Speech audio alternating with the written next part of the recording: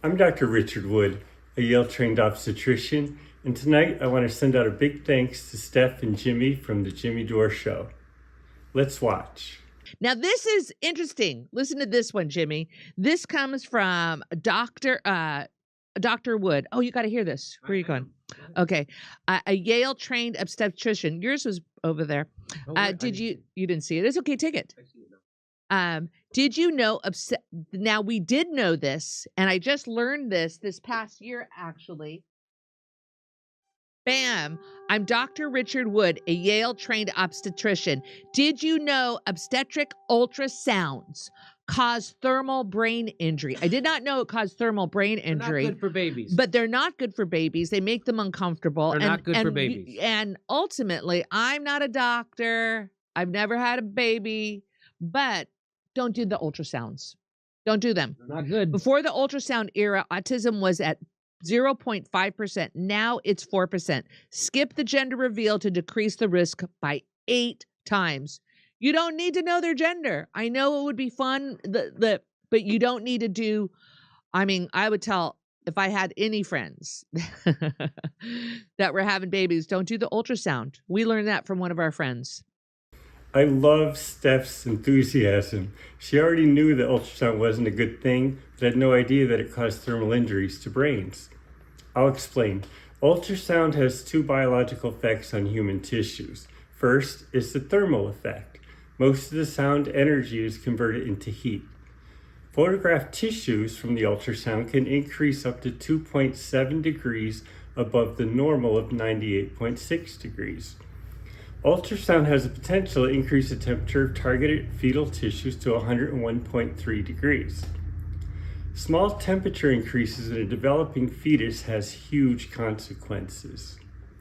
In a 2014 Medical News Today publication, they published a review of 46 studies of expectant mothers who had fevers of 102 during their first trimester. Those babies were born with a 1.5 to 3 time increased risk of being born with cleft palates, congenital heart defects, and neural tube defects. The second biological effect from ultrasound is called mechanical, and it's known as cavitation, or creating empty spaces. Cavitation is caused by the back and forth movements of sound waves within babies' tissues. The ultrasound tech, never in a rush, sweeps the probe back and forth side to side over the baby's nervous, gastrointestinal, and genitourinary systems to create photos and videos. The sound waves create small gas bubbles within the tissues. These bubbles can grow in size and collapse. That causes cavitation. While the effects of ultrasound in human tissues are well known, vaccine and virus effects on tissues remain on everyone's mind. Jimmy and Steph recently had 2 interesting guests who discussed vaccines, viruses, and the inflammation they cause, which they believe is another cause of autism. The NIH acknowledges that brain tissues and spinal fluid from autistic folks have inflammation and dysfunctional cells. The following is from the NIH website. Today, autism is widely recognized as a complex developmental disorder triggered by environmental factors in which inflammation may interfere with early brain synapse formation.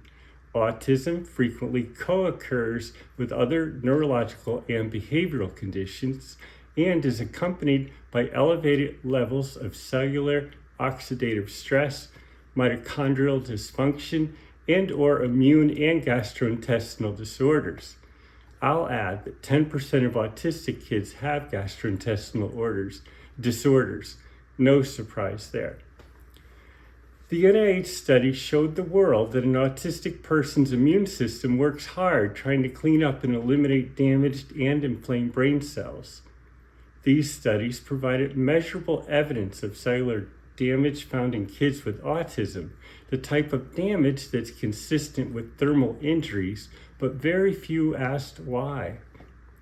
For nearly 50 years, the majority of babies born in the USA have been exposed to ultrasound.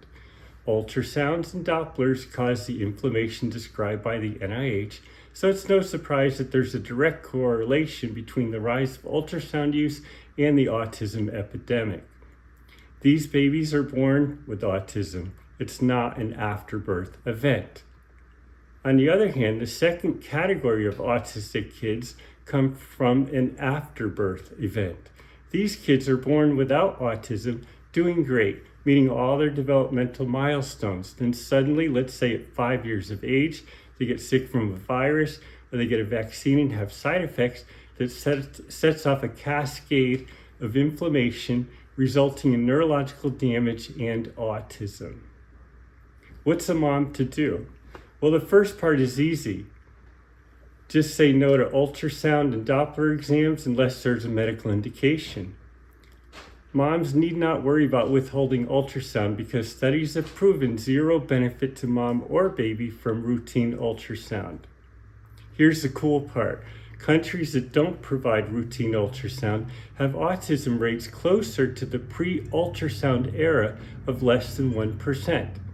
So, in walks a mom who says no to sono. 40 weeks pass and her child is born. That's the day the gender is revealed. Her baby might be born with a 7 to 8 times less risk of autism, the perfect birthday gift. Next, mom needs to deal with vaccine decisions. Unlike her decision to say no to sono, withholding vaccines is complicated and potentially harmful. Babies exposed to certain viruses and vaccines might end up with life-altering, threatening conditions. The upside to the vaccine dilemma is that this year, all of them are being reevaluated and presumably made safer.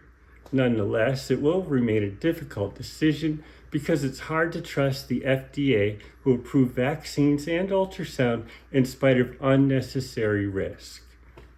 In closing, it's not the government who decides how a child begins life. It's up to the mom. A question for you. Will moms value pre-birth photos and videos more than decreasing the risk of autism? Please follow my page for information and share. Thank you.